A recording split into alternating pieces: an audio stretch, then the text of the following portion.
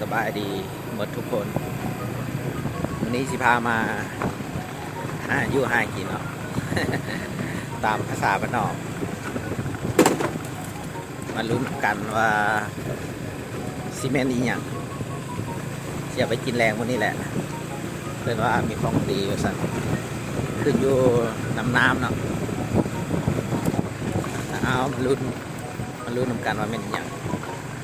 โอ้กล้องก็อยากโผล่กัดกันได้เลย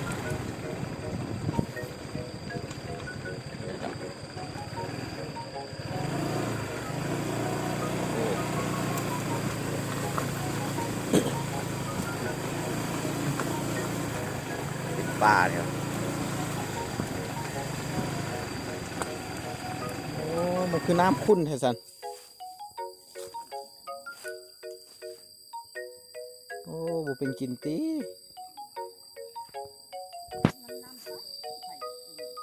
เนาะมันดูเหมือนกันว่ามันเอียงหลังคาเบิ่งนี่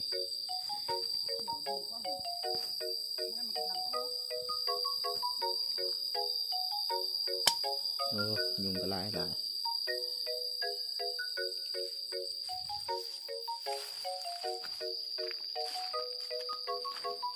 รยากาศทิวทัศน์บรรนอกของนาในนึงเถอะ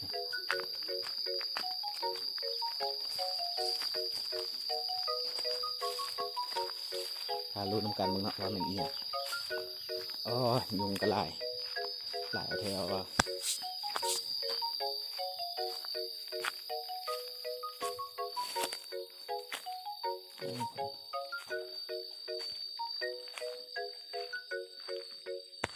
เขี่ยวอยู่อ่ะ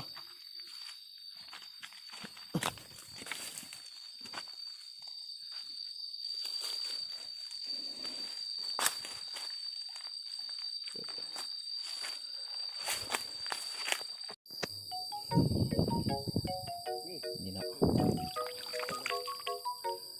สาลายทะเลจุดประสงค์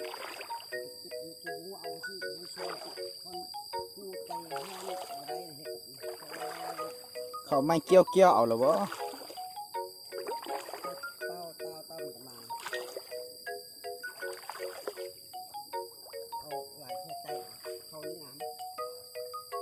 อยู่เสริมเบิ้ง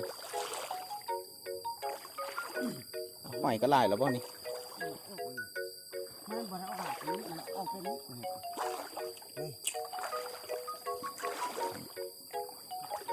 นี่ว่าเขาไปเดี๋ยวเขาไปล้างอีกเท้าเนาะนี่เท้านี่กินได้วันนี้นี่กระเทก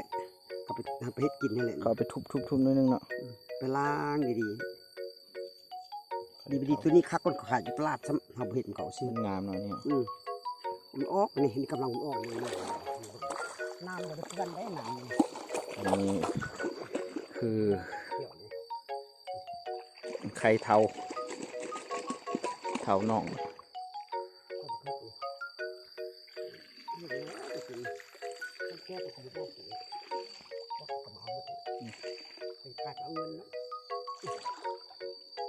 ไปขายได้แท้นี่ตลาดเขาได้งามโอ้คันจะเอาไม้เกี่ยวเอาได้ไม่มีซื้อตกอะไรน้องนี่ไม่ได้เพื่อนก็จะว่านั่นเนาะมันอยู่นี่โอ้อันนี้มันน้ำหนึ่งนะคนกวนน้ำกวนอย่างเรามันโบออกอันนี้เอาอันนั้นมาเอามือเช้ามันพักน้ำนิ่งมันค่อยออกมีคนหนึ่งคนอย่างเราไม่อยากออกนะไข่เทาอันนี้ไม่ขาเทาอ่อนเป็นบ่มันอ่อนแท้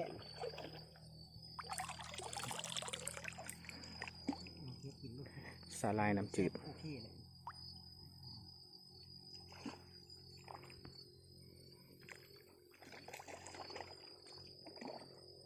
อาหารพื้นบ้านเป็นมดอยู่ในน้ำนี่โอ้มาซ่อนเอาคักให้เนาะมันฝนตกแล้วน้ำขุ่นซื้อเนาะ มันฝนตกก็ตกก็มันพอมามันนั่นเอามันเข้าเรื่องเป็น อ้าวอันนั้นมุมคิดว่าไม่กกเข้า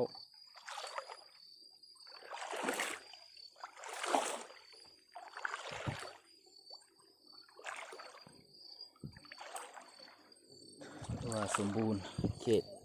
อยู่บ้านนอกนะโอ้พอบ่ได้เก็บห้อยนี่นะไปกินนะ มันเป็นลูกนะบางนั้นเอาไปอร่อย โอ้บักหลายๆแล้วบ่นี่ มันก็เจ็บ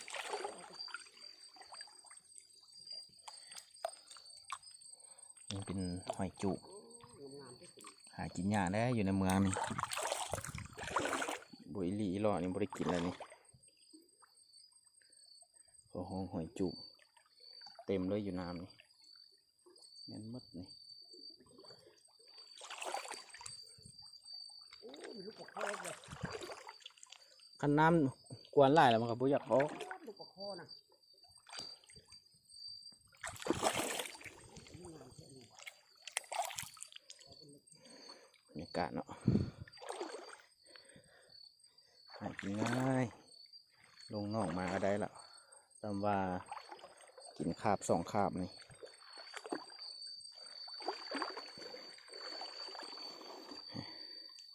เงินพออ้อแต่สะอ่อนปล่อยมันคืนซะ มากลายมันกับเจ้าอื่นเลยสมจันทร์คนนี้ กินเบียร์ที่ เออ จะว่าจะได้สัน เอาไปนี่ก่อนไปเรียกนี่ก่อน สิขอจบคลิปเนาะ กินยาอยู่จุกมันปากหมกปากสี บรรยากาศรอบ เขา